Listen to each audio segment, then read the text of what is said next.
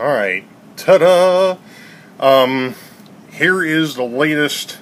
This is Plan 13 Alpha. And I'm going to try to explain this, and here again, guys and gals, I understand you can't take a picture of a... We get the lines in the picture because I'm looking at the computer screen. That's fine, I get it. And as it goes to Windows XP. It wasn't that nice. Basically what we have here is you have Boeville up top here, and this outer loop, if I could follow myself here, this outer loop, or this yellow loop, is basically an industrial line. It does all the local switching. The inner two loops here are they're going to be both through freight and passenger. And basically what's going to happen here is, as before, this here is Harrisburg.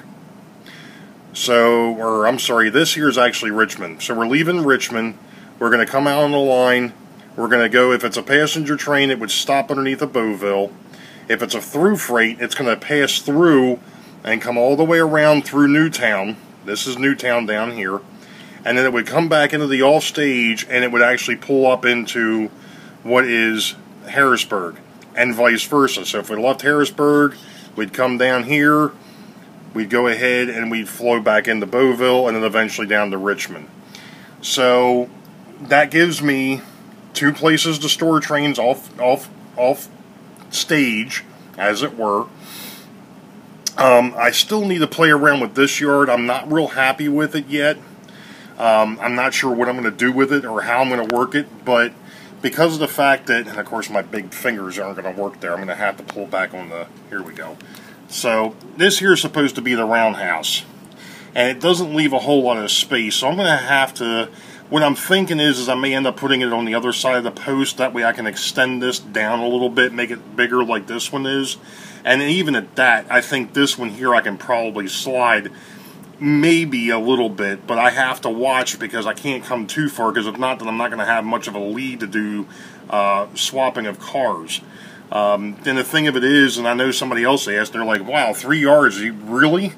Well, when you think about the overall operation of this thing, and the fact that these two hidden yards are going to have to hold both passenger trains and freight trains, and not just, you know, your through freights, but also your local freight, because your local freight's going to have to come out, and it's going to have to dump off into the Boeville yard. That's where its first destination's going to be. It's not going to be come out on the layout and start doing switching the industries. It's going to have to hit Boeville first.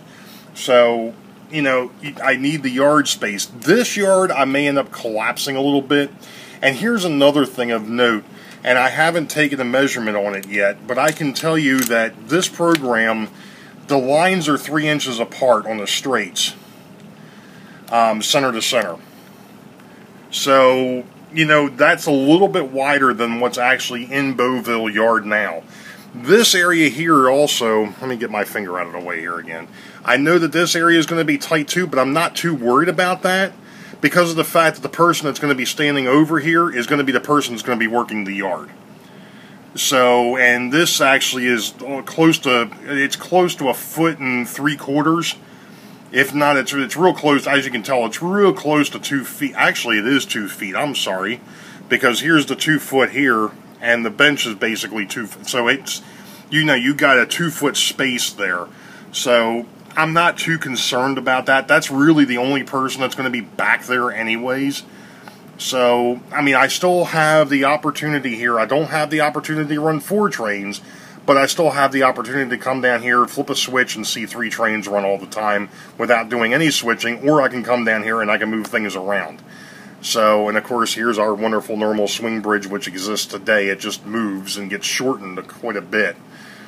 The reason why it's shortened is because of the fact that the turns are right there. In actuality, I just realized that my turns are here too, so that I may have to make some other adjustments. Obviously, I don't want to put it back here. I haven't drawn into the industries yet, but I'm thinking up here would be probably maybe like a cement or grain plant that would be across the backdrop. I already actually do have a backdrop warehouse that from Walther's I could put back there. This here is not only the yard lead, but I'm thinking I would probably go ahead and maybe put an industry down there on the end. Obviously another one here, and of course I forgot to draw in the one down here for the farm, and I'm also thinking about putting in a small logging. I've got a log loader that I used to have from years ago that I'd like to reincorporate, and I'm thinking that might go down here in this corner.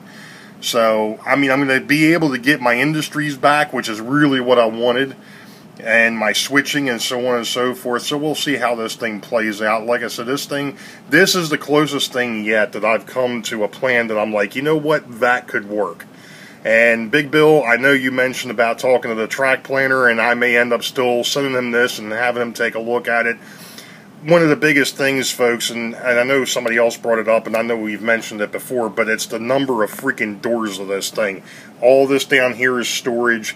You've got the stairs. You've got this area over here, which is the hot water heater and the furnace. This is actually the back of the furnace. You got the gas meter and your main water shutoff over here.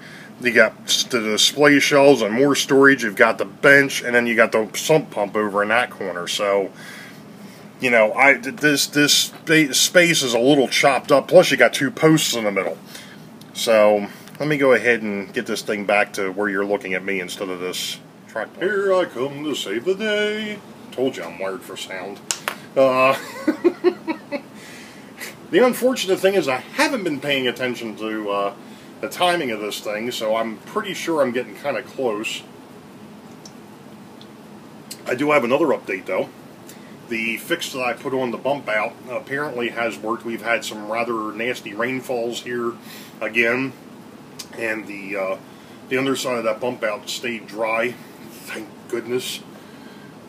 So phase 1 is now pretty much done. So now it's on the phase 2 and phase 3. Phase 2 is going ahead and digging a trench around that foundation out there, making sure that there aren't any cracks, and doing whatever I have to do with them, and then I got to backfill the dirt and build it back up so it's away from the house and not into the house. So, but outside of that, well, you all know the deal. Wait for the highball, green tracks ahead, and we'll catch you next time. Have a good one.